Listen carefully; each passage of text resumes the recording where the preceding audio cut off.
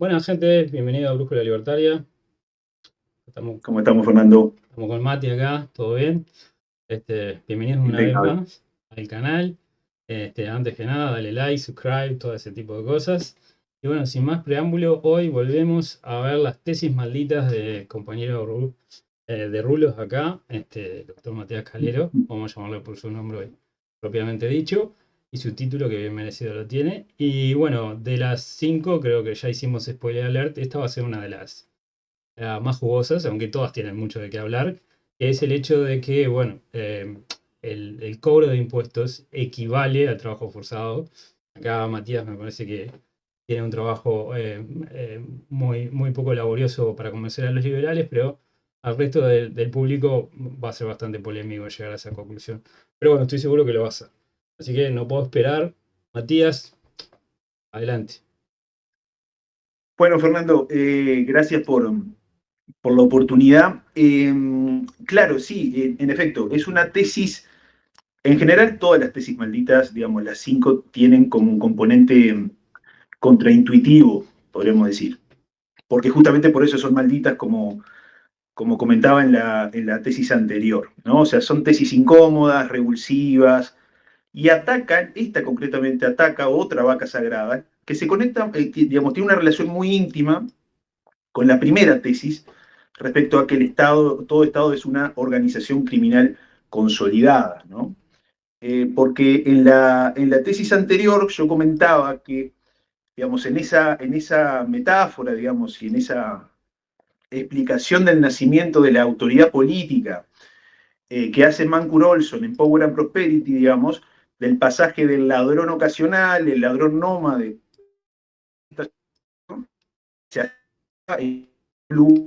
y es muy claro y concreto, no para expoliar o arruinar, digamos, o robar la totalidad del patrimonio de una determinada persona, sino que tiene ahora el ladrón que se estaciona, el ladrón que se asienta, el ladrón que se arraiga en un determinado territorio tiene un interés por lograr una recolección y un flujo de renta permanente.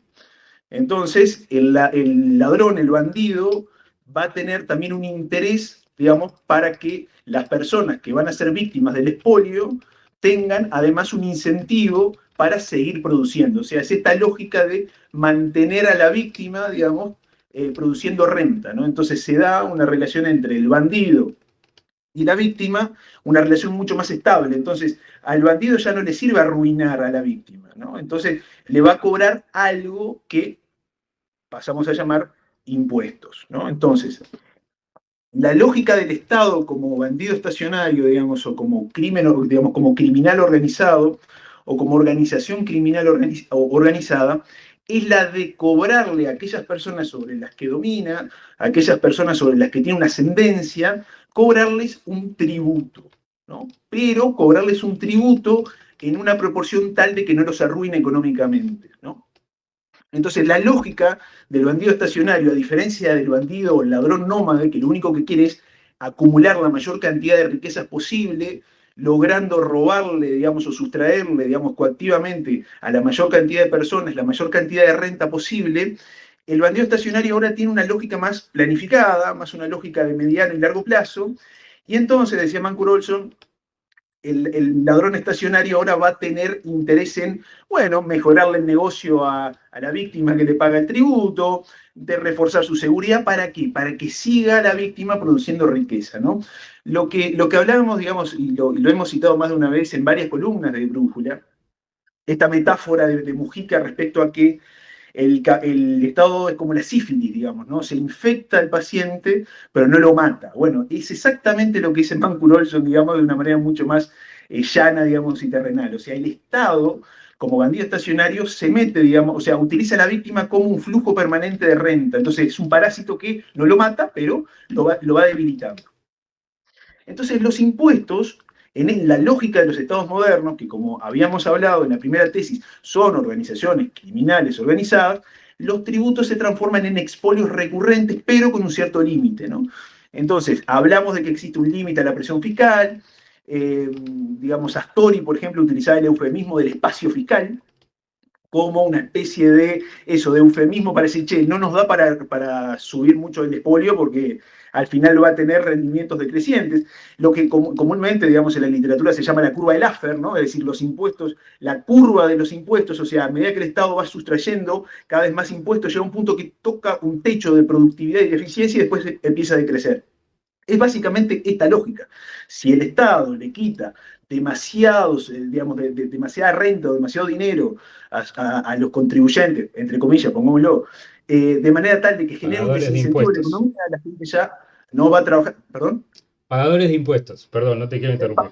Pagadores de impuestos y ahora vamos a defender la tesis de que son siervos fiscales o esclavos fiscales, digamos. Pero más allá de eso, digamos, el Estado no puede expoliar demasiado porque si no la gente va a decir, mira, ¿para qué voy a laburar si mientras más laburo, más me saca el Estado? ¿Para qué voy a invertir? ¿Para qué voy a comprar? En Instagram anda circulando ahora, digamos, un video que los españoles, digamos, hicieron, digamos, en tono jocoso para demostrar de manera clara, digamos, lo invasivo que es el fisco español, ¿no? Si donas, tienes un impuesto a la donación. Si te mueres, tienes un impuesto a sucesiones. Si trabajas, un impuesto a la renta. Si inviertes, un impuesto a la plusvalía. En fin, o sea que cada cosa que hagas, el Estado va a estar presente, ¿no? Y el Estado te va a morder, digamos, un poco de tu riqueza. Entonces, a lo que voy con esto es que en la segunda tesis, es decir, que el cobro de impuestos, o mejor dicho, podríamos decir, la podemos reformular, más que el cobro de impuestos, sería el pago de impuestos, equivale a el trabajo forzado. Y esta tesis está, como les decía, íntimamente vinculada con la primera, porque la lógica del trabajo forzado es una lógica que es inherente al Estado como bandido estacionario, digamos, el Estado como organización perpetua. Más adelante vamos a citar toda la teoría de Schumpeter del Estado fiscal, que es sumamente interesante y tiene mucha relación con esto. Entonces, digamos, la lógica de, digamos, los impuestos como forma, digamos, o como, digamos, el pago de impuestos como equivalentes a el trabajo forzado, es decir, que un pagador de impuestos cuando paga determinada cantidad de tributos, en realidad lo que está haciendo es trabajar forzadamente para otro, es una idea que puede ser bastante contraintuitiva, pero tiene mucho sentido, y sobre todo mucho sentido histórico. Y ahora vamos a ver, digamos, a mi juicio, la fortaleza de la tesis. Ahora, el origen, digamos, de esta tesis está anclada en un pasaje de Anarquía, Estado y Utopía, digamos, la obra clásica de Robert Nozick, digamos, en el medio de su debate con John Rawls respecto a la justicia distributiva y la legitimidad y la moralidad de las pautas de distribución. O sea, esta tesis de Nozick, que ahora se las voy a formular y vamos a leer, porque de última es un poco extenso, pero es bastante interesante cómo Nozick lo plantea. Esta tesis Nozick la plantea de una manera más reducida en comparación con la que, digamos, en la forma en la que yo la planteo. Nozick en principio lo que dice es que los impuestos al producto del trabajo, lo que en nuestro país sería el IRPF, digamos, a las rentas del salario o del trabajo, ya sea dependiente o ya sea independiente, están a la par del trabajo forzado. Es una salvedad que hace Nozick en una nota al pie porque a él le da, digamos, o le genera cierta incertidumbre si efectivamente hay una identidad de naturaleza entre el pago de impuestos, digamos, el pago de impuestos respecto al producto del trabajo y efectivamente el trabajo forzado. Es decir, si un trabajador le paga o da determinado, digamos, porción o porcentaje de su salario, si efectivamente, realmente está trabajando forzadamente para el Estado o si es una especie de metáfora o una especie de analogía que sirve para analizar el problema de la tributación o la imposición sobre los productos del trabajo. Entonces, esta tesis es como una especie de ampliación, es como una especie de extremización, digamos, de la tesis inicial de Robert Nozick. Que la formula de esta manera que me parece bastante interesante y vale la pena leer, digamos, porque Nozick hace, creo que uno de los planteos más interesantes del libro. Y después vamos a ver cómo esto se diferencia con los planteos clásicos de, digamos, la lógica rodbariana e incluso la lógica anarcoindividualista estadounidense respecto a los impuestos como robo, como expolio. Dice Nozick, el impuesto a los productos del trabajo va a la par con el trabajo forzado. Algunas personas encuentran esta afirmación obviamente verdadera. Tomar las ganancias de N horas laborales es como tomar N horas de la persona. Es como forzar a la persona a trabajar N horas para propósitos de otra. Para otros, esta afirmación es absurda. Pero aún estos, si objetan el trabajo forzado, se opondrían a obligar a hippies desempleados a que trabajaran en beneficio de los necesitados. Y también objetarían obligar a cada persona a trabajar 5 horas extra a la semana para beneficio de los necesitados. Sin embargo, ¿no les parece que un sistema que toma el salario de 5 horas en impuestos obliga a alguien a trabajar 5 horas, puesto que ofrece a la persona obligada una gama más amplia de opción en actividades a las que le ofrece la imposición en especie eh, con el trabajo particular especificado? Más aún, la gente considera un sistema con algo así como un impuesto proporcional sobre todo aquello que sobrepasa la cantidad necesaria para las necesidades básicas. Algunos piensan que esto no obliga a algunos a trabajar horas extras, porque no hay un número fijo de horas extras que esté forzado a trabajar, y puesto que puede evitar el impuesto en su totalidad, ganando solo lo suficiente para cubrir sus necesidades básicas. El pasaje sigue, pero básicamente la idea núcleo de Nozick es esa.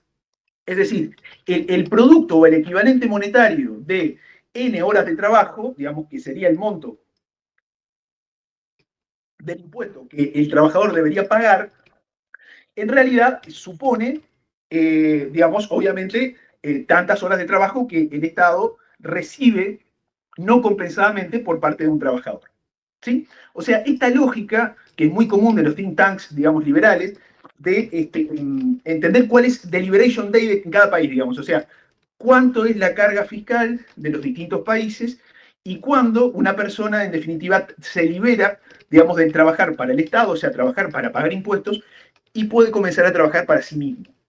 ¿No? Entonces, esta lógica del Día de la Liberación tiene que ver con, digamos, esta tesis de Nozick, o sea, porque al pagar un impuesto uno le está dando una determinada cantidad de dinero al Estado, va de suyo. Y esa cantidad de dinero supuso una determinada cantidad de horas de trabajo, ¿sí? Una determinada cantidad de tiempo, de esfuerzo que tuvo que invertir una persona para poder conseguir esa cantidad de dinero.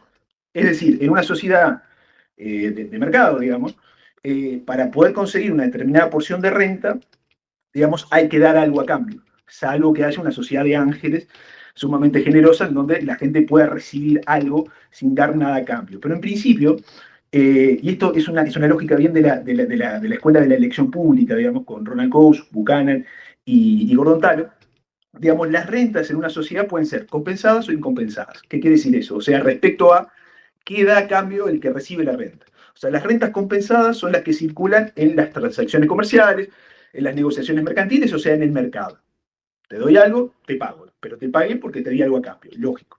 El Estado, digamos, al recibir o al extraer renta sin compensación, está, digamos, enriqueciéndose de manera no compensada. Es decir, está obteniendo rentas no compensadas. Entonces, la lógica es que esas N horas de trabajo, en la lógica de Nozick, son entregadas, digamos, sin que el trabajador reciba nada a cambio. O sea, estamos ante un supuesto de renta no compensada. ¿Sí?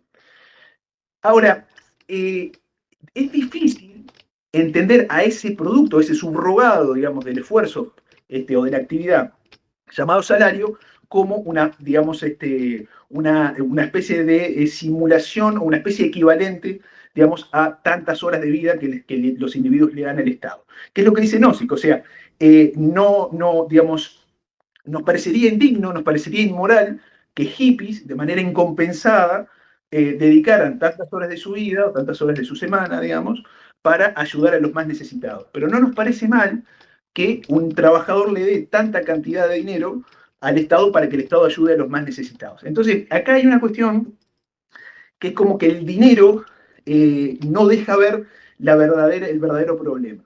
¿Sí?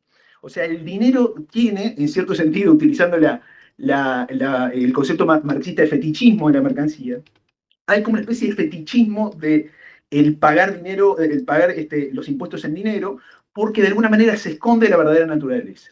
Y se esconde digamos, la verdadera naturaleza opresiva del pago de impuestos. Y con esto vale hacer un apunte histórico que a mí me parece muy interesante. digamos, el pago de impuestos en dinero es un fenómeno relativamente moderno.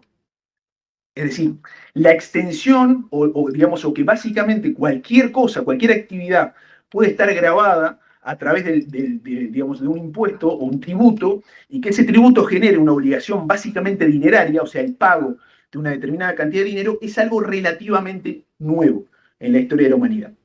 En general, digamos, en los sistemas primitivos y en la antigüedad, los monarcas recibían recursos a través del trabajo forzado. O sea, el trabajo forzado en especie. O sea, los faraones egipcios exigían una determinada cantidad de trabajo no compensado. O sea, para construir templos, para construir carreteras, para construir determinados bienes. O eventualmente exigían a través de la leva forzosa, digamos, el trabajo en el ejército. O sea, un monarca, un gobernante, un líder, digamos, formaba ejércitos de manera forzada, ¿no? O sea, iba a las distintas ciudades o las distintas comunidades de su reino y se llevaba a el primogénito, el hijo, digamos, más adulto, y en definitiva lo que pasaba era que se le daba o se le prestaba un servicio al monarca de manera forzada y no compensada, siendo un soldado, digamos, sin recibir nada a cambio.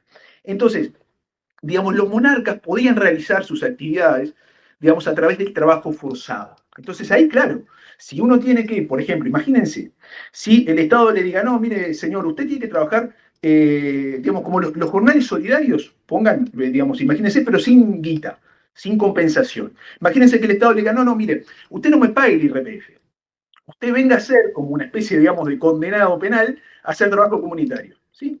Usted trabaja, si no le damos nada. Entonces, lo que nos parece una pena y lo que legalmente es una pena, como es el trabajo comunitario, es decir, realizar una actividad no compensada, digamos, cuando en lugar de trabajar, no, digamos, incompensadamente, se da una renta no compensada, nos parece que está bien. Digamos, no vemos el problema, digamos, y no vemos la violencia, digamos, y lo duro, digamos, del fenómeno. Porque en definitiva, coincido con Nozick, pagar N cantidad, digamos, el equivalente monetario de N cantidad de horas de trabajo no es otra cosa que darle N cantidad de horas de tu vida al Estado. ¿Sí? Entonces, lo que al principio o inicialmente, digamos, en la antigüedad era muy evidente y generaba mucha resistencia por correlación. Es decir, obviamente trabajar no compensadamente o que te obliguen a trabajar forzadamente es algo que a nadie le gusta. Claro está. Entonces va a generar una resistencia. Y por eso es que las rebeliones fiscales y la resistencia al poder fiscal era muy común hasta el siglo XVII o XVIII. ¿Por qué? Porque era muy evidente la violencia estatal. Era muy evidente lo abusivo y lo coactivo, digamos, del poder tributario. Ahora, si el poder tributario se expresa a través de la exigencia ya no de trabajo forzado, ya no a través de las corbeas, por ejemplo, que era como la forma más, digamos, más clásica de definir y de agrupar lo que es el trabajo forzado que un súbdito da en beneficio de un líder, de un soberano, si el Estado en vez de exigir el trabajo forzadamente te sustrae el subrogado, digamos, el equivalente monetario de tantas horas de trabajo, nos parece más aceptable. Y es lo que dice Nozick.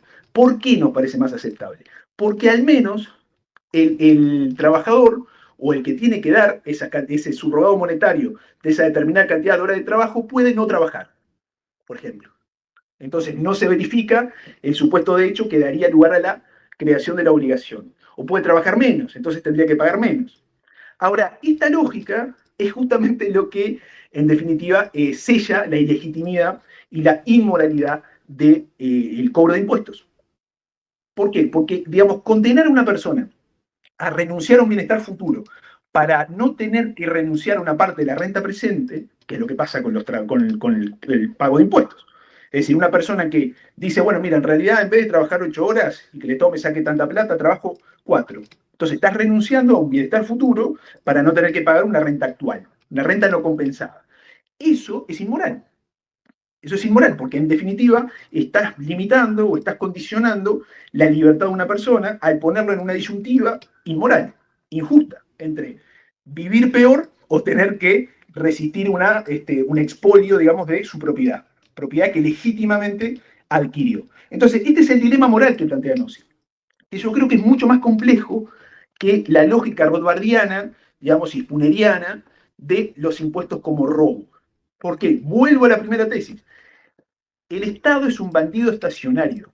Entonces el Estado roba, perfecto, es cierto, pero roba con un límite, porque al Estado le sirve que la víctima del expolio no se agote, que la víctima del expolio siga generando. Y ahora la pregunta es, ¿por qué? Porque en definitiva, si uno analiza la historia, digamos, de la tributación, como les decía, inicialmente la tributación o lo que le exigía el monarca a sus súbditos era descarnadamente violento. ¿Por qué? Porque se entendía que todos los habitantes del reino eran de alguna u otra manera patrimonio del monarca, ¿no? Es decir, se da esa lógica que Max Weber llamó de patrimonialista. O sea, el patrimonio o la vida, digamos, o la integridad de los súbditos no se diferencia del patrimonio del monarca. El rey es el soberano y por lo tanto todos los individuos tienen que estar sometidos a su voluntad. ¿Qué cosa más violenta y qué cosa más coactiva que esa? Ahora, la cuestión está en que cuando se derrumba el régimen, digamos, romano y aparece el régimen feudal, la cosa cambia, porque ahí las exigencias de trabajo forzado que el señor, el feudal, le podía exigir a su vasallo, estaban fundadas en un contrato, en una relación individual llamada homenaje. Había una especie de contrato feudal por el cual, y acá sí la cuestión es diferente, porque ya el señor feudal estaba obligado a darle a su siervo seguridad.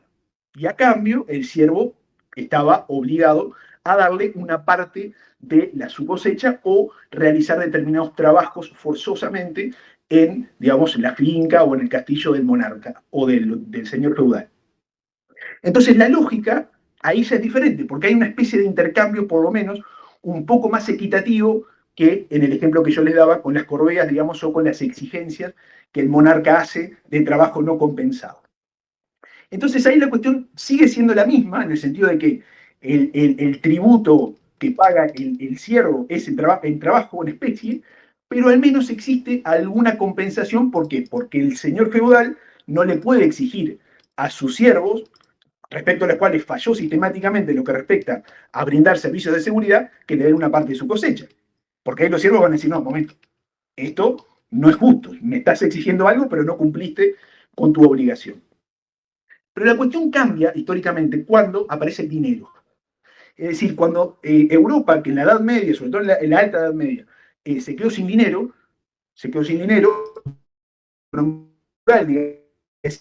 no, sino de bienes, sin el trueque, comenzó, digamos, a partir, digamos, del siglo XIV a empezar a hacer transacciones en dinero.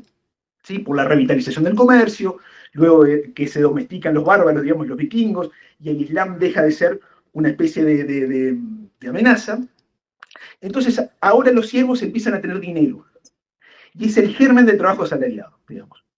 Entonces, ahora el monarca o el líder, el señor feudal, ya no le exige trabajo forzado a sus siervos, le exige una renta, una parte de sus ingresos. Y aquí se empieza a diseñar históricamente lo que es el subrogado monetario del trabajo forzado, que es el pago en dinero. Entonces, aquí hay un fenómeno que es interesantísimo, que justamente en ese artículo que Fernando coloca, que es un artículo de Ernest Kantorowicz, que es fantástico, él expresa cómo comienza a surgir la noción de fisco. Lo que nosotros llamamos fisco, que es una especie de entidad inmaterial, el fisco, las necesidades del fisco, el fisco necesita, el fisco recauda, empieza a sacralizarse, empieza a transformarse en una cosa sagrada en la Alta Edad Media. Inicialmente el fisco era el cesto, digamos, en donde los agentes recaudadores del Imperio Romano, digamos, colocaban lo que recaudaban. Pero el fisco era el patrimonio privado del emperador. A diferencia del eraurium, digamos que era el patrimonio público. Pero el fiscus era el patrimonio privado del rey. Entonces el rey era el que demandaba. Si el rey tenía que poner un nuevo impuesto era porque el rey lo necesitaba. Entonces se daba esta lógica de resistir, porque bueno, me estás robando. De alguna manera se personifica el autor del robo, es el monarca. Pero paulatinamente empieza a surgir un discurso, digamos, despersonalizado, en donde las necesidades del fisco ya no son las necesidades del monarca. Entonces ahora es el fisco el que demanda, ya no el rey. Y comienza a perfilarse una idea muy ponzoñosa, que la vamos a tratar en la siguiente tesis, que es la idea de interés común. Entonces el fisco ya no es o no responde a la voracidad del monarca, sino que responde a las necesidades de la comunidad. El Estado comienza a transformarse en un instrumento para satisfacer necesidades colectivas. Y aquí es donde viene el gran engaño, porque la naturaleza coercitiva y la naturaleza del trabajo forzoso empieza a diluirse en el discurso legitimante del Estado como herramienta generadora de bienestar general. Y eso es peligrosísimo, porque se desvanece la naturaleza coactiva, porque bueno, ahora ya no estamos trabajando forzosamente para el Estado, o no estamos trabajando forzosamente para un monarca, estamos trabajando para el bienestar de la comunidad. Le estamos dando al Estado instrumentos o recursos para poder maximizar la utilidad. Y en definitiva, ya en la Edad Media comienza esta sacralización del fisco, a tal punto que los jurisconsultos, digamos, medievales se basan en una cita romana,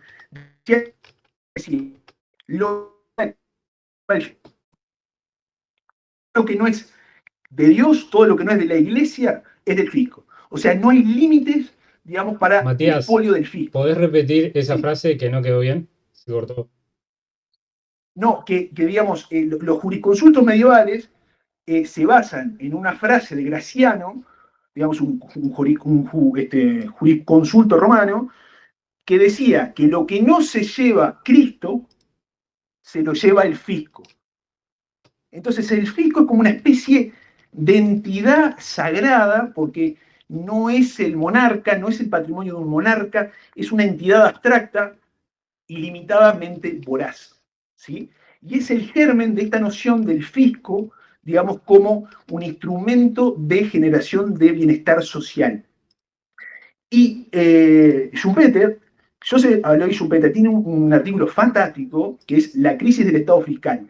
Y aquí comienza a generarse justamente este tema, que es el Estado fiscal.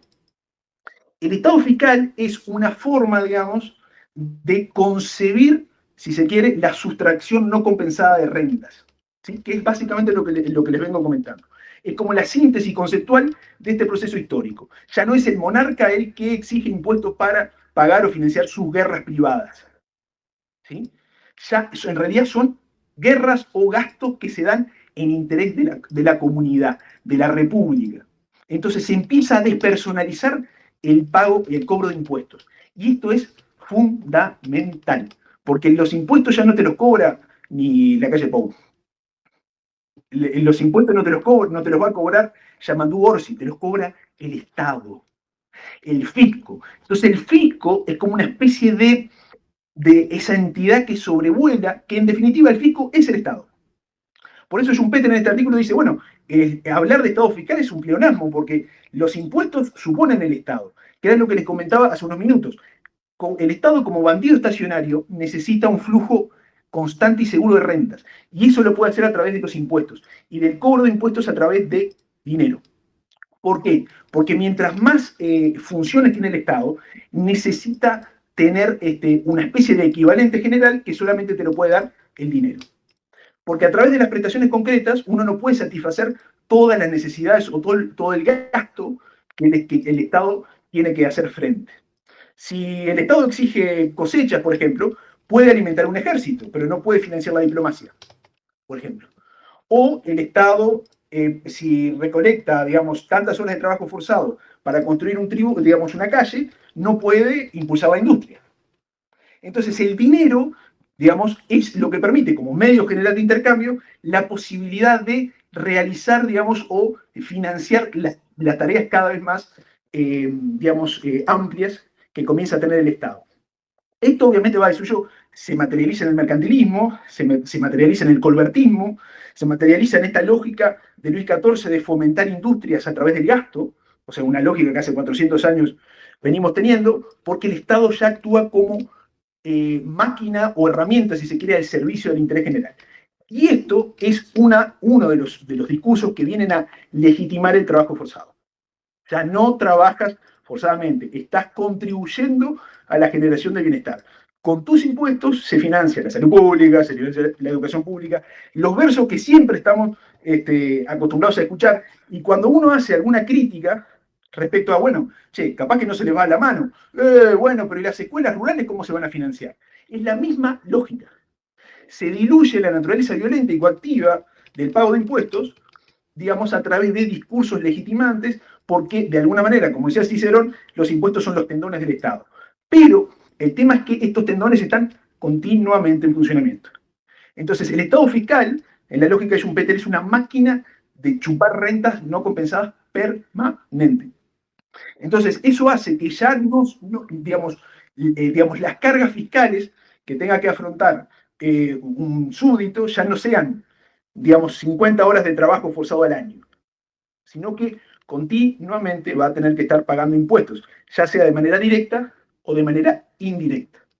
Entonces, al pagar impuestos, ya sea directos o indirectos, digamos, el súbdito, digamos, o el contribuyente, por decirlo de manera eufemística, le está dando N horas de trabajo al Estado. Está trabajando forzadamente para el Estado. Está financiando, digamos, una entidad parasitaria y económicamente estéril como es el Estado, digamos, trabajando para él, de manera no compensada.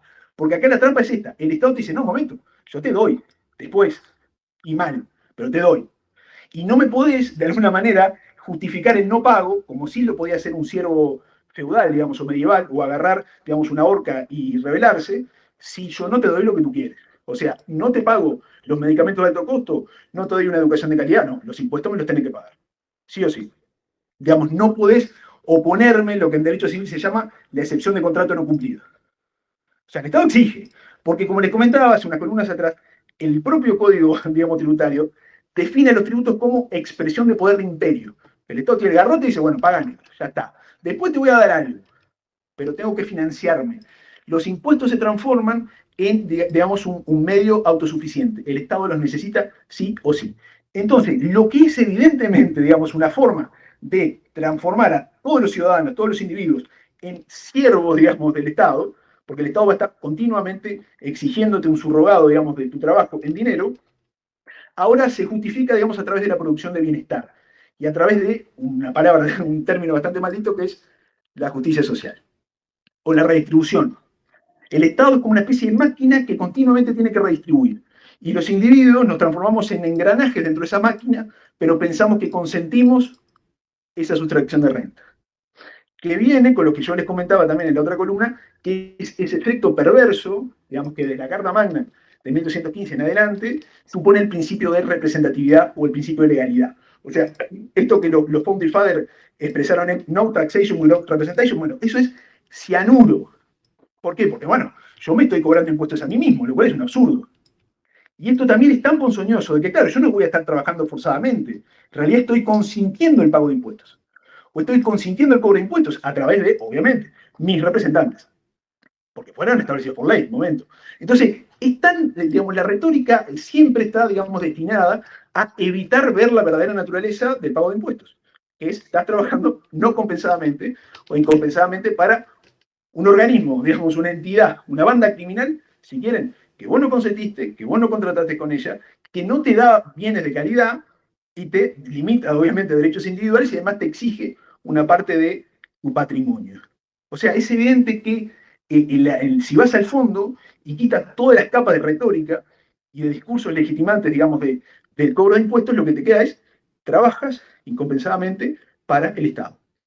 Y por si esto fuera poco, el Estado siempre anda corto de plata. Entonces al Estado nunca le alcanza.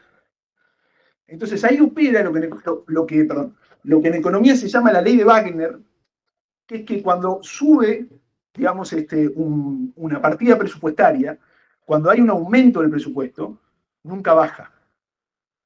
Y eso se vio enormemente con la Primera Guerra Mundial, que hubo un salto, digamos, en el presupuesto, porque en el siglo XIX los presupuestos públicos andaban en torno al 4, 5, 6, 7%. Con la Primera Guerra Mundial y con el financiamiento, digamos, que supuso el gasto militar, el presupuesto creció exponencialmente y nunca bajó. Entonces, cuando crece, digamos, cuando avanza el fisco, nunca retrocede, jamás, porque el Estado tiene una voracidad imposible de detener. Digamos, aquello que Octavio Paz hablaba del logro filantrópico, bueno, es un logro que quiere hacer caridad. Pero, claro, hace caridad con el trabajo ajeno. Y por eso es que es una entidad, como dijimos, netamente inmoral e injusta. Entonces, la lógica, digamos, de esta tesis es decir, bueno, Gnosis tiene razón, pero digamos, la lógica de la tesis de Gnosis se extiende a el pago de cualquier impuesto. O sea, cada vez que le das al Estado una renta no compensada, estás trabajando para el Estado de manera forzosa. Y en doble sentido, y con esto termino. Estás trabajando forzosamente porque, primero, porque el Estado te exige de manera coactiva ese dinero, ¿no? O sea, como vimos, el Estado tiene todo un armazón jurídico institucional y coactivo que te genera un incentivo muy grande para pagar y no evadir. Pero además, digamos, te fuerza a trabajar más. O sea, el trabajo forzoso no solamente está en que te saca N horas de trabajo de tu vida, sino que además, como bien dice Gordon Talo, hay un costo social implícito enorme. Porque esos recursos o ese esfuerzo que podría estar invertido, o ese dinero que podría estar invertido en actividades productivas, se lo queda el Estado, de manera no compensada. Y además, los individuos tienen que trabajar más para poder satisfacer sus necesidades. O sea, si un individuo quiere mantener su nivel de vida y quiere cumplir además con sus obligaciones, entre comillas, tributarias, va a tener que trabajar más. Entonces, esta lógica de que el Estado tiene una legitimidad sobre todo excedente, o sea, toda aquella porción de renta que excede la financiación de las necesidades básicas, es absolutamente ilegítima. Pero es una idea que está sumamente presente. Esta idea de que si sube el PBI se amplía el espacio fiscal, o sea, si sube el PBI el Estado puede cobrar más impuestos, parte de esta premisa. Si hay más riqueza, el Estado puede cobrar más. Porque aquí opera este principio de la progresividad. El que tiene más, que pague más. Entonces, mientras más riqueza haya, el fisco puede avanzar. Pero la lógica del expolio, digamos, y la lógica del trabajo forzado sigue. Porque estos argumentos que yo le estaba dando son argumentos de tipo utilitario, ¿no? O sea, el Estado, si cobra muchos impuestos, tiene efectos negativos, que es lo que dice Gordon Talo en este artículo, pero la cuestión es moral. O sea, el Estado no tiene ninguna legitimidad para quitarte una porción de renta no compensadamente. No tiene ninguna legitimidad para hacerte trabajar forzosamente. ¿Sí? Así que bueno, esta es un poco la idea de la tesis. O sea, mostrar de manera descarnada a los impuestos como, en el fondo, más allá de todo ese barniz retórico, como, digamos, prestaciones no compensadas, trabajas para el Estado gratis y además el Estado te remunera en todo caso tarde y mal. Así que no deja de ser trabajo forzoso. Así que bueno, sería eso. ¿Cómo la ves, Maxi? Bueno, vos, tremenda exposición. Les pido disculpas a los que están mirando y a Matías sobre todo, que llegué medio tarde, pero bueno, estaba cumpliendo algunas obligaciones propias. Primera pregunta, porque justo de donde arranqué yo, fisco. ¿En qué momento nos vendieron el buzón de que el Estado somos todos? ¿Qué pasó ahí? ¿Cómo nos lo inculcaron en la escuela esto? Yo salí de la educación pública pensando que Estado es gobierno, territorio y población, y que soy parte del Estado. Sí, sí. A ver, ahí hay, bueno, mucha cosa esto, ¿no? Pero, digamos, la raíz más... A ver, bueno, ¿por dónde empezar? Digamos, la lógica del Estado como organismo, digamos, el Estado como comunidad política, es una lógica que viene desde Platón y Aristóteles, digamos, y después en la Edad Media digamos, se enraiza esta idea de que Estado equivale a comunidad política. ¿Sí? O sea, esta idea de que el Estado somos todos supone que la administración de las cosas en común, de la red pública, digamos que hablaban los romanos, es básicamente la función de todo gobierno, ¿no? Entonces, el Estado, digamos, es básicamente la administración, o mejor dicho, el Estado es un concepto moderno, pero el poder político o el gobierno, los monarcas, administran, digamos, la comunidad política. En la Edad Media se empieza a personificar la cosa porque hace que los súbditos sean parte del cuerpo del monarca. ¿Sí? Entonces el monarca, digamos, es como una especie de todo orgánico y los súbditos serían como minicélulas, digamos, de su cuerpo. Pero esto es lo que vos te referís, Maximiliano, es mucho más perverso. ¿Por qué?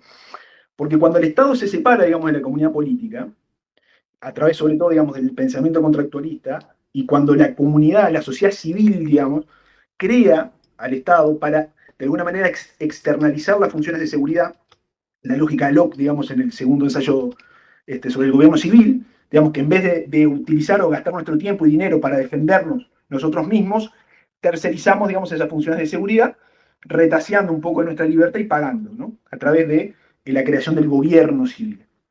¿Sí? Entonces, aquí ya se empieza a consensualizar y legitimar y esterilizar el gobierno. El gobierno lo consentimos todos, lo creamos todos, firmamos un contrato, pero siempre el Estado te tiene que dar algo a cambio. Pero, digamos, esto a lo que vos te referís, Maximiliano, es un concepto netamente nacionalista. Esto parece en parte con el romanticismo alemán, esta idea de que el Estado es el representante de la comunidad, pero comunidad en términos culturales. ¿Sí? El Estado, un poco lo que decía Gonzavini, digamos, Hegel en cierto sentido también, Nietzsche, sobre todo pensadores alemanes, que el Estado es la encarnación de la comunidad. Y aquí es donde viene la cosa, porque el Estado somos todos, todos tenemos interés y todos tenemos alguna participación en el Estado, ¿no? El Estado nos abarca a todos, ¿no? Entonces esta idea de que el Estado somos todos, en parte viene porque todos lo creamos, todos los consentimos de alguna u otra manera, directa o indirectamente, y además porque todos participamos en el Estado. La idea de la cosa pública es la cosa de Claro, todos. pero estos muchachos se olvidaron que si en tu barrio hay un mafioso que viene y te cobra el 20% de la renta de tu almacén, digo, sí, si le pagás lo estás consintiendo, ¿a eso le podés llamar consentimiento? No, pero el tema es que en el siglo, digamos, a finales del siglo XVII, se da contractualista, ¿no? O sea, para justificar cómo surgen las sociedades civiles. O sea, la lógica es a partir del supuesto hipotético del estado de naturaleza, o sea, suponer cómo viviría el hombre sin gobierno.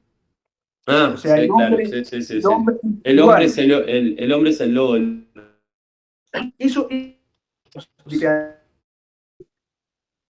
si no hay un aparato que frene, digamos, las acciones de otros, nos comíamos el hígado, o nos comeríamos el hígado entre todos, porque uno va a tener un interés en siempre maximizar su interés y por eso voy a atacarte y robarte, en fin. Entonces, incluso Hobbes y Locke, más allá que con matices, obviamente, coinciden en que el gobierno civil es necesario para mantener la seguridad. ¿Sí? Y para eso, todos los miembros de todos los que formamos un estado de naturaleza, acordamos, firmamos un contrato social, ¿no? Que es el nombre de la obra de Rousseau, digamos, más famosa. Que en la lógica de Rousseau, y aquí es donde viene el origen de todos los males, digamos, el Estado, digamos, de alguna manera tiene que seguir la voluntad general. Entonces, los individuos, los ciudadanos crean el Estado, pero a su vez están dentro del Estado. Eso es diferente. La sociedad civil ya no es una entidad ajena al gobierno civil, sino que forma parte. Y es el germen del jacobinismo, y el jacobinismo es el germen del marxismo, y después las lógicas fascistas y organicistas, digamos. O sea, esta lógica de Mussolini de que todo en el Estado, nada contra el Estado, digamos, y nada fuera del Estado, es eso, es decir, el Estado abarca todo. Pero, entonces, cuando, por ejemplo, nuestra Constitución, que quizá lo hablaste al principio del episodio, pero me lo perdí, cuando nuestra Constitución dice, tenemos tal y tal y tal derecho reconocido, con excepción del interés general, el artículo 7 me estoy refiriendo. Sí. Es que nuestra Constitución en realidad no está reconociendo ningún derecho individual, ¿es eso el No, resultado neto? exactamente, sí. Ok, Sí. bien. Es más, Ah, bueno, pará, contestá eso, dale. no, que yo tengo una tesis bastante radical, que es que Uruguay no tiene constitución. Esto puede parecer ¿Esa es muy la radical. sexta tesis maldita? Yo creo que esa es Tesis maldita número 6. la tesis maldita definitiva. Y en definitiva porque la Constitución no limita al Estado. Justamente por esto que dice No, es Maximiliano. una herramienta del Estado prácticamente, es un Exacto, disparate. o sea, Metieron lo de Uragua y lo de OCE, hacen cualquier cosa con la Constitución. no, y además por esta válvula de escape que vos bien indicás, que es que el Estado te puede anular, porque ni siquiera el artículo 7 tiene algún límite. O te exige una mayoría, porque acá el Nada. delirio constitucional es que para reformar una ley electoral se necesitan 2/3, pero para limitar el derecho a la vida con la mitad más uno basta. O La sea, más uno. ese es el delirio de la Constitución uruguaya, que siempre fue una moneda de intercambio de los gobiernos, digamos, para hacer transiciones gubernamentales y demás. Pero Uruguay no tiene Constitución porque no tiene, primero, nadie que la defienda, digamos, y no le da a los individuos ninguna garantía sólida e intransigible, digamos, contra el Estado. No te permite objetar impuestos, ¿no? No te permite objetar impuestos, no te permite derogar leyes inconstitucionales de manera general. Es ¿No? verdad Porque también. la Corte de Justicia solamente lo que hace es desaplicar Para el caso concreto, siempre que haya un interés personal directo y legítimo y actual. Entonces, vos toda la parte orgánica de la Constitución, toda la parte institucional, toda la parte del funcionamiento, digamos, de la máquina, de la sala de máquinas, como decía Gargarela, del Estado, del gobierno, eso es inobjetable y es inimpugnable, digamos, porque nunca vas a tener un interés personal directo y legítimo Sí, en que claro. el Parlamento funcione bien o que el Ejecutivo no avasalle al Legislativo. Entonces, No, solamente podés defender la parte orgánica. Pero nosotros sabemos que la Corte tiene jurisprudencia de sobra de que el interés general es un concepto político y la Corte no puede meterse en cuestiones políticas, lo cual es un delirio sideral, porque al final del día, lo que el legislador diga como que es interés general. Por lo tanto, o sea, la voluntad mayoritaria de los legisladores sirve para... y a nivel de hasta donde llega la parte dogmática, digamos, de la Constitución, uno de los artículos finales, que es el 72, es un colador de derechos de tercera, cuarta y quinta generación que van en contra de los de primera generación. A mí siempre me pareció un disparate eso, pero te meten derechos laborales, derechos de la mar en coche por el 72 y se cagan en el derecho de propiedad. Total, Y tipo, y nadie patea. y sobre todo la Constitución no tiene algo que James Buchanan, digamos, in The Power Tax, habla, que es la Constitución fiscal. O sea, la Constitución uruguaya no tiene ningún límite al fisco, que se relaciona con lo que le venía hablando, salvo límites muy formales respecto a mayorías parlamentarias, o sea, que solamente el Parlamento o los órganos legislativos, ya sea a nivel nacional como departamental, son los que pueden crear impuestos y el Ejecutivo los recauda. Pero en este país, digamos, los legisladores se han cansado de delegarle al Poder Ejecutivo facultades de determinación de alícuotas. O sea, le están dando al Ejecutivo, al IMESI, por ejemplo, el caso más pornográfico, porque la ley te establece cuotas mínimas y máximas y el Ejecutivo le pone entre medio lo que quiera, que es crear impuestos, por Dios. Entonces, Sí, sí. Hay autos grabados al 20% y hay autos grabados al pero 180%. Pará, repito, sí, autos sí, sí. diésel grabados al 180%. ¿Por qué? Porque el diésel hace mal para la atmósfera. No sé por qué. Justamente por eso, y lo vimos con el impuesto al tabaco. El tabaco está, los cigarrillos están grabados con el IMESI. Entonces, los gobiernos, el gobierno de Tabaré le iba aumentando las alícuotas por eso, sin ley, con decreto, porque la ley de creación del IMESI. Bueno, ¿no reformaron la base de cálculo del IRPF por decreto? Y empezaron a recobrar como 2.000 millones más de dólares por año cuando hubo un cambio de gobierno, no me acuerdo en qué momento. Esto no lo recuerdo, pero sí no hay un límite de la presión tributaria. El principio de no confiscatoriedad es papel, es un principio doctrinario. No hay un límite constitucional en la función de los tributos. O sea, la Constitución permite lo que en economía se llaman los impuestos piguvianos, que son los impuestos que están destinados no a recaudar renta, sino a generar determinados cambios de conducta. El impuesto al tabaco, otra. O sea, la idea era hacer más costoso el consumo de tabaco o de cigarrillo para que la gente deje de fumar. Lo mismo con, por ejemplo, los impuestos a determinadas actividades industriales para lograr que se desincentive esa actividad o se pasen a formas más ecológicamente amigables, digamos. Los impuestos al gasoil, por ejemplo, para lograr que la gente deje de consumir o de utilizar el gasoil. Entonces, la Constitución lo permite porque no lo limita. Bueno, ahora actualmente, por ejemplo, los vehículos eléctricos no pagan impuestos de importación. No sé cuáles son concretamente que no pagan, pero están exonerados de unos cuantos. Entonces te enfrentás a la situación, hay un muchacho acá en Maldonado, que es hijo de gente rica, obviamente, compraron un Tesla, el Tesla modelo S Plaid. Le digo, me lo crucé en la Rambla, le digo, che, ¿cuánto te salió?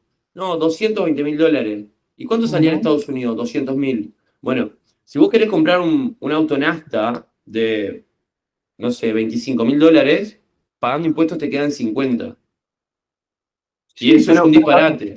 pero justamente, pero a ver, digamos, toda transferencia de renta, o toda, digamos, en términos no siquiera, toda pauta de distribución supone una alteración, digamos, de la distribución espontánea de propiedades o de pertenencias, ¿no? O sea, en una determinada, si uno le saca una foto, digamos, a una sociedad en la que el Estado no metió la mano y ve cómo están distribuidas las rentas y las pertenencias, son todas transferencias compensadas de renta o de riqueza, ¿no? Obviamente salvo las externalidades del robo y demás, ¿no? Pero en general, cada uno tiene aquello que voluntariamente las otras personas le dieron de manera no coactiva, siempre y cuando se ajusta, claro está, o por algún avatar o suerte que logró ganar la lotería o algún juego de azar y demás. Pero no robó a nadie ni coaccionó a nadie, porque si lo hace, ahí se activan, digamos, las reglas de la justicia en la transferencia que habla Gnosis, y uno tiene que devolver aquello que coactiva o injustamente adquirió. Ahora, Perdón, cuando... Mati, perdón que te pare porque la foto que está pasando Fernando es criminal. Miren eso, lo que están mirando. Ah, sí, claro, eso es el Messi. Mírenlo, Criminal. motor gasolina hasta 1500, 28%. Diésel, 115. ¿Qué?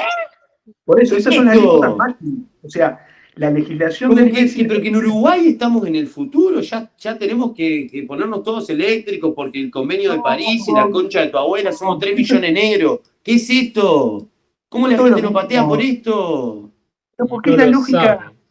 es la lógica económica y de política, de macroeconomía, digamos, del Estado Acá uruguayo. Salle tiene razón, somos agendistas y hacemos nuestras normas y moldeamos nuestra sociedad en función de lo que nos mandan de arriba. Es un disparate esto.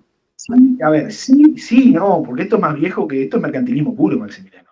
Esto tiene 400 años. Pero si acá O no sea, se produce nada, Mati, no, ¿qué no, pero mercantilismo hay? No están protegiendo ninguna industria No, nacional. lo que dice es la metodología, no de dónde viene. tecnología, o sea, desviar las rentas del comercio exterior hacia el sector industrial para crearlo, para reforzarlo, es tan viejo como la creación de aduana, y 400 años tiene esto.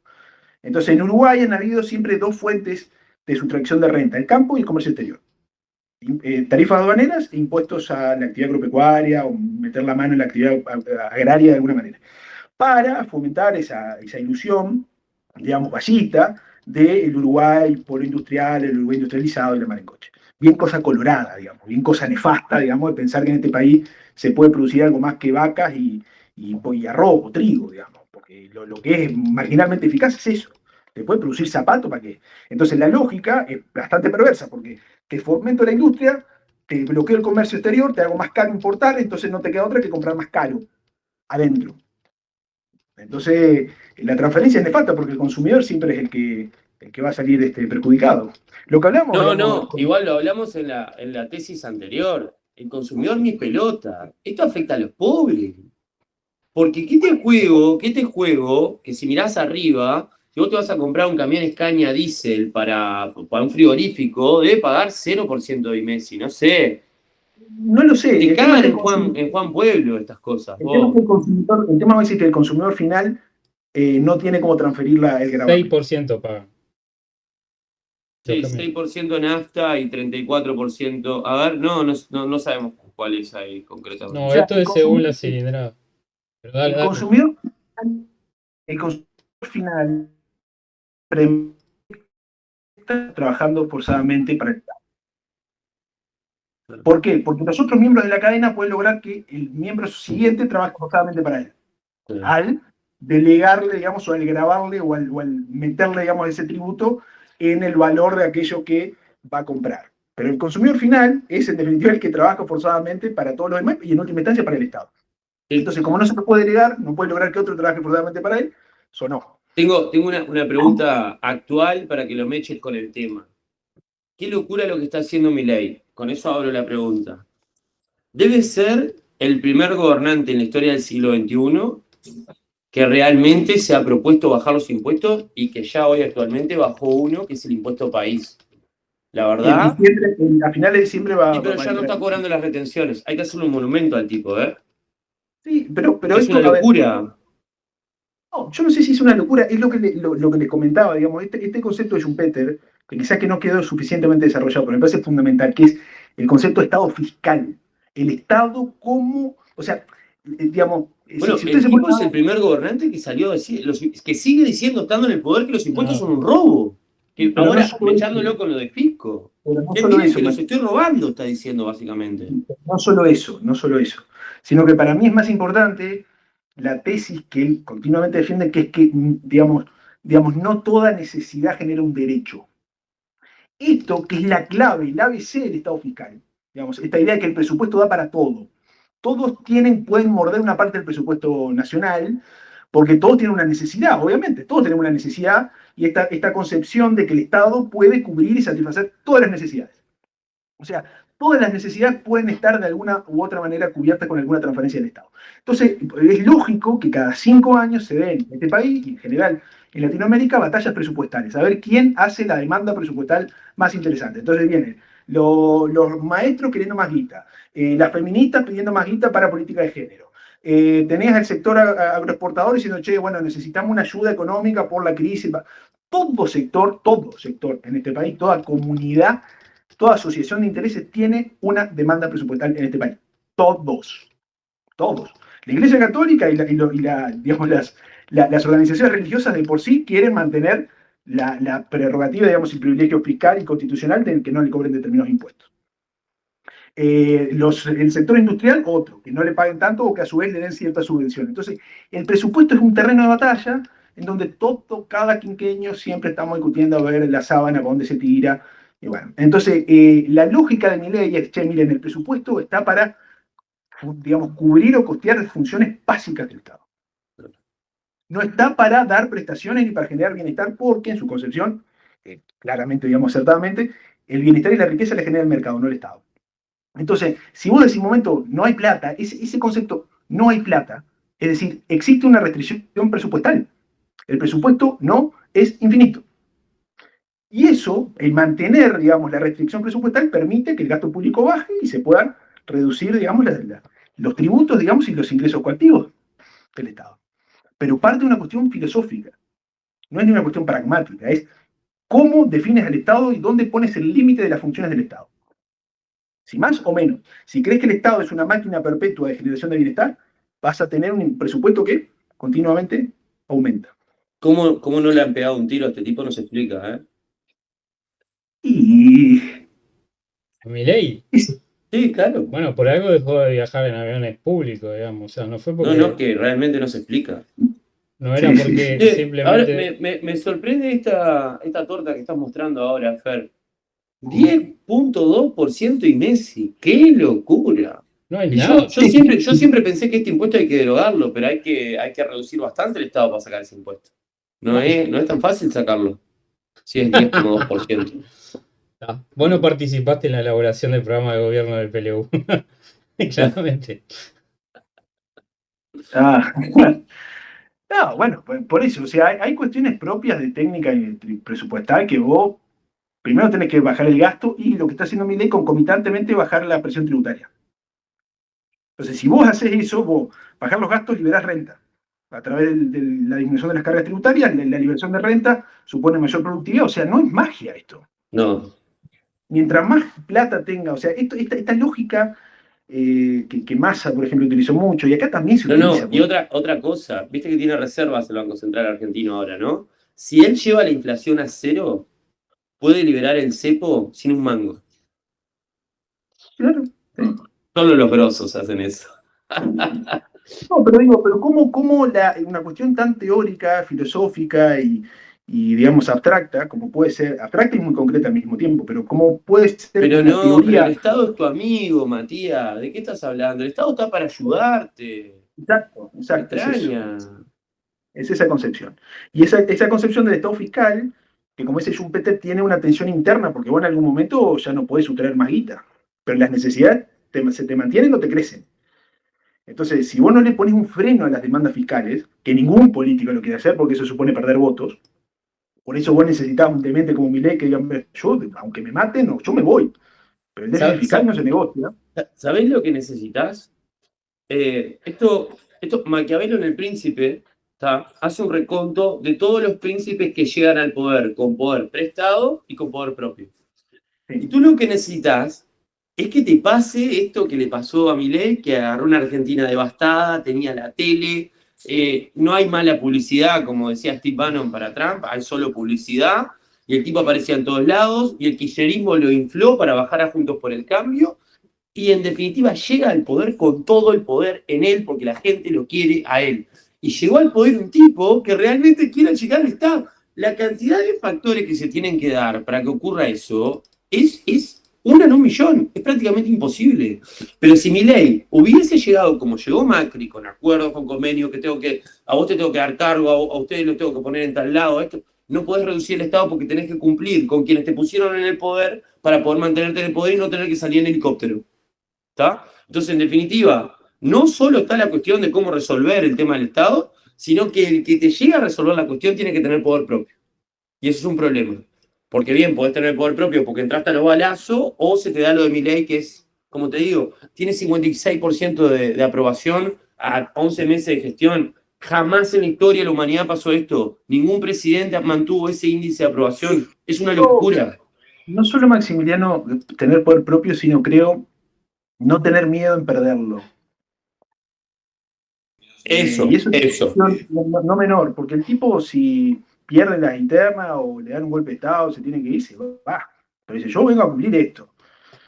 O si pierde popularidad, o si hay muchas movilizaciones. El tipo logró, creo, demostrar que, digamos, manteniéndose alejado del el utilitarismo electoral, digamos, o el estar siempre pendiente de si baja un punto, che, no, me van a hacer una movilización, ¿qué voy a hacer? El tipo diciendo, bueno, no me importa, yo vengo a hacer esto, logró generar cosas increíbles, como que no haya más piquetes y cuestiones que la CGT esté partida, en fin, o sea, desactivó el sindicalismo argentino, que era algo como imposible, logró reducir 15 puntos el déficit fiscal en 6 meses, 15 puntos. 5 fiscales y 10 cuasi fiscales del Banco Central. Increíble. Y el ex mejor amigo de él, Diego Giacomini, vos, antes de que gane Milei, andaba por la tele como puta mal cogida, diciendo que no, que esto es imposible, que no hay de dónde bajarlo, que mirá cómo está distribuido el gasto del Estado, que no hay cómo bajar los 15 puntos que hay que bajar, el tipo llega y lo hace. Vos. Te das cuenta que no lo hacen porque no quieren al final. Porque excusas sobran. Excusas sobran. Pero un tipo no, formado, liberal, como Giacomini, se comió la pastilla de que no se podía hacer. Y se puede hacer. Estás confundiendo problemas, conflictos personales con actitudes liberales o argumentos liberales. O sea, lo que pasó entre Giacomini y Milei tiene connotaciones personales que trascienden cualquier argumentación racional. Sí, exacto. Ah, bueno, está. Capaz que lo conocen más que yo el tema. Yo lo vi un par de veces al tipo diciendo que no iba a poder hacer nada, que se iba a... No. Giacomini era el mejor amigo de Milei, escribieron 3 libros juntos, si no me equivoco, 2 libros juntos, seguro. Hasta el 2018, por ahí, cuando Milei decide meterse en el terreno político. Porque Giacomini es uno de esos liberales que cree que toda la batalla tiene que darse pura y exclusivamente desde el lado cultural. Y no debe uno pisar el ámbito político porque asumo que él lo encuentra como una especie de contaminación. El poder corrompe. Algo así. Entonces, cuando Milei se metió, el tipo lo borró de la vida. Matías, ¿te perdimos? Sí, estoy acá. Lo que pasa es que Giacomini tiene, entiendo yo, esa lógica purista del anarco individualista que entiende que si los cambios no son de 0 a 100, no sirven. Y Milei, dentro de lo que pudo, hizo un cambio radical. O sea, 15% del presupuesto nacional, del PBI, lo achicó. Desactivó las bombas de, ¿cómo era esto? Las deudas que tenía con el comercio exterior, digamos, con los proveedores. Además había bicicleteado con bonos las deudas, o sea, sustituyó las deudas de los importadores, plata, con bonos, no me acuerdo, la CIRA. ¿Qué era eso? Era bicicletear las deudas de importación, eso eran 14, 15 mil millones de dólares, que los importadores, o sea, los acreedores de los importadores iban a empezar a patear, y el Estado había asumido esa deuda, o sea, el Estado asumió las deudas de los importadores. Tipos de cambio múltiple, está logrando una convergencia de los tipos de cambio, o sea, es increíble, pero con una buena teoría macroeconómica y entiendo con una buena teoría del Estado, que si vos sacás el Estado en un país tan rico como Argentina, las cosas se acomodan. Obviamente, el secreto es poder propio. Ese es el secreto. El tipo no lo han volado porque tienen toda la población de Argentina en forma transversal, tanto pobres como ricos, apoyándolo. Ese es el secreto. Sí, ahora. Pero se bancó hasta abril, mayo. Ah, no. Pero yo digo que su votante estaba en todos los estratos sociales. Algo que jamás pasa con la derecha. El Maximiliano, pero su votante Milei no es de derecha. Es el 30%. Que fue, o sea, de lo que sacó Milei en las PASO y lo que creció en primera vuelta fueron 3, 4 puntos como mucho. Ganó con los votos de Juntos por el Cambio y el PRO, que los También logró hubo, disciplinar y consolidar a su proyecto. también Pero hubo gente de otros proyectos políticos que lo votaron. O sea, como el tipo nunca se definió como gorila o antiperonista, logró incluso algunos votos del peronismo, el viejo peronismo, no de Massa, no hoy de estaba Juntos escuchando, por el Cambio. hoy estaba escuchando un líder de la CGT decir que, bueno, ellos no planean ningún paro porque buena parte de los trabajadores o los miembros de la CGT apoyan a Milei, porque la prosperidad está por fuera de las divisiones políticas, por Dios. Si es, la prosperidad no importa, beneficia al de derecha, izquierda, centro, arriba o abajo. Y las personas que no están, digamos, profundamente ideologizadas, los ciudadanos medios que votan en función de si la inflación sube más o menos o su vida mejora o no, dicen, che, esto está buenísimo. Dice, la inflación baja, la inflación cerca del 2%. Insólito en Argentina. En Che, fin, disculpen que lo llevé para cualquier lado el tema. Yo siempre soy el que la pudre y saca, cambia el tema. Pero volviendo al tema de la tesis, una pregunta. ¿Existe una forma de que un Estado opere solo con tasas y contribuciones especiales sin impuestos? ¿Es posible un Estado así? es Sí, posible, pero son sustracciones también coactivas de renta.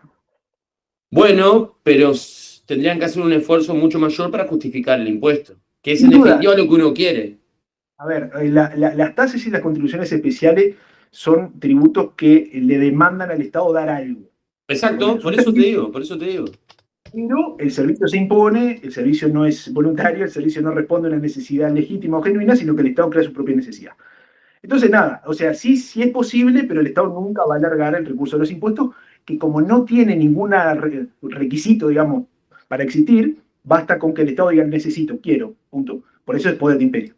Pero sí, es posible, el Estado puede financiarse vendiendo boletos de lotería, como decía Robert Nozick, por ejemplo. es una buena propuesta para un plebiscito.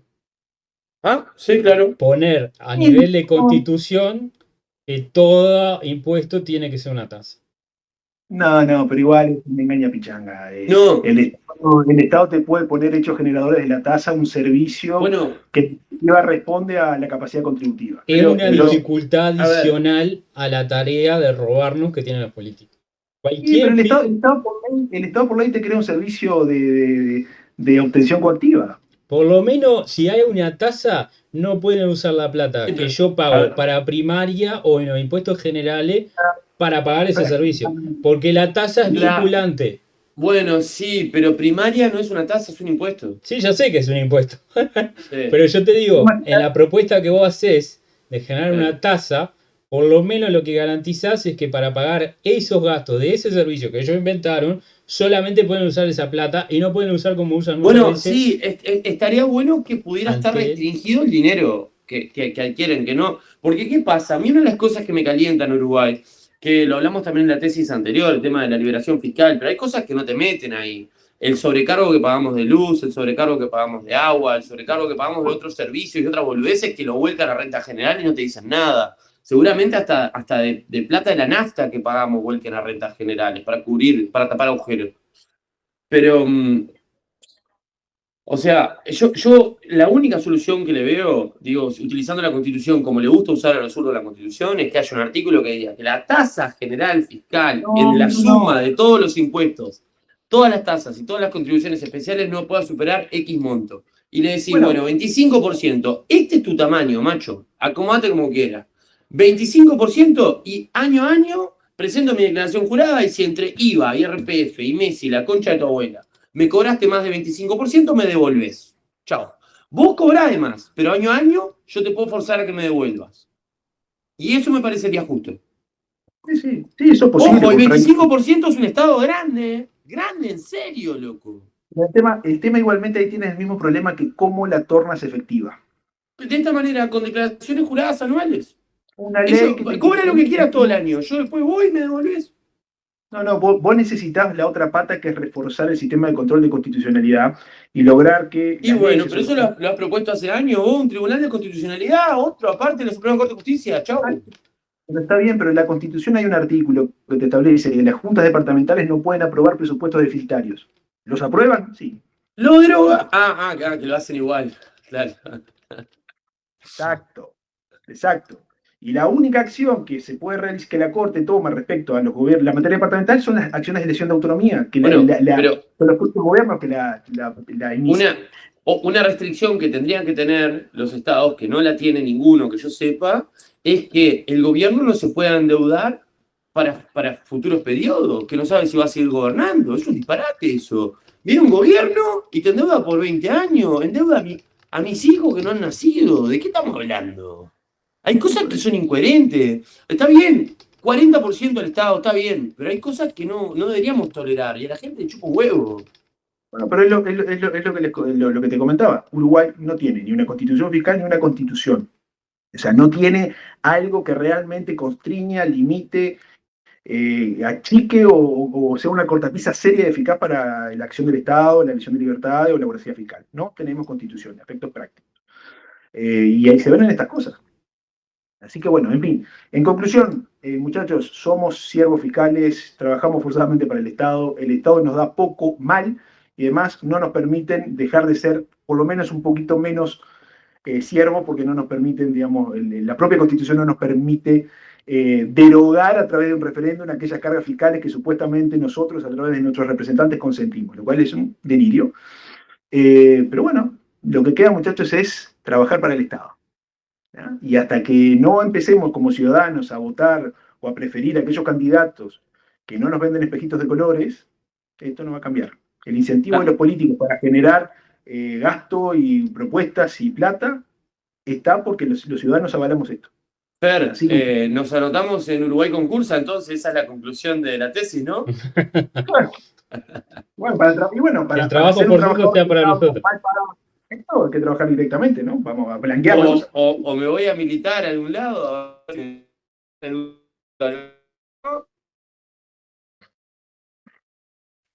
En fin, complicado. Si no puedes con el sistema, únetele. Con una nota de actualidad. Ayer escuchaba a O'Donnell, ¿no? El próximo ministro de Economía. Vamos a saber si dura una semana, 2 días, 1 mes, 3 años, no sabemos, ¿no? Porque, bueno, en fin. Decía, porque le preguntaban respecto a que, bueno, Orsi había dicho que no iba a aumentar los impuestos. Ahí hay una engaña pichanga porque en realidad habla de la presión tributaria global, en fin. Pero en la base programática del Frente habla de reducir los impuestos al consumo y consolidar la tributación sobre las rentas al gran capital, las rentas al patrimonio y los impuestos sobre la renta, ¿no? Sobre la renta, sobre el gran capital y sobre el patrimonio. Entonces dice O'Donnell, con un pragmatismo que demuestra esto, dice, bueno, miren, en realidad sí, eso es un aspiracional, pero no vemos que haya demasiadas posibilidades para hacerlo en el corto plazo. En criollo, no vemos que podamos expoliar más, ¿no? O sea, no vemos que podamos intensificar el trabajo forzado. Los políticos piensan así, tenemos un gasto, vamos a ver a quién hacemos trabajar para nosotros, porque el Estado es un ente estéril, económicamente improductivo. Así que el Estado no crea riqueza, la crea el mercado. Así que bueno, esta es la tesis, más o menos. Creo que es razonable. ¿Cómo que no crea riqueza el Estado? Sin el Estado uruguayo, sin el gran vallismo, nadie sabría leer ni escribir, no tendríamos luz, no tendríamos agua. ¿Qué estás hablando, Mati? No tendríamos hospitales, estás loco vos. Además, bueno, otra cosa te digo, si a vos no te gusta el Estado, ¿por qué usás estos servicios? Sí, son argumentos comunes. Y la respuesta es porque el Estado. Porque no ya lo pagamos, porque ya me los cobraron. Además, joder. ¿Por qué fuiste a la universidad pública? Porque la voy a pagar igual, salame. No, vos, pero sobre todo aquellos que no van a ir, nunca, jamás. Ese es el gran tema. Porque si vos haces uso del servicio, bueno, podés decir que lo tenés que pagar porque hiciste uso de él. Pero que todo el mundo que no hace uso de él. Ay, vos estás en contra de la educación pública y cosas. ¿Por qué la usás? Porque la estoy pagando, ¿por qué la voy a usar? La gente que tiene que pagarse la educación privada para sus hijos, porque la educación pública es una mierda, está pagando 2 veces la educación. Exacto. Es totalmente ridículo, solamente acá. Bueno, hasta acá llegamos, gente. Como siempre, un gusto, excelente tesis, Matías. Seguilo a Matías en Twitter, La Estocada Podcast. Seguinos a nosotros en Twitter, seguinos en Facebook, dale like, subscribe, toda esa mierda. Seguimos como siempre. Hasta siempre. Chau, chau. Chau, chau. Que la libertad te acompañe.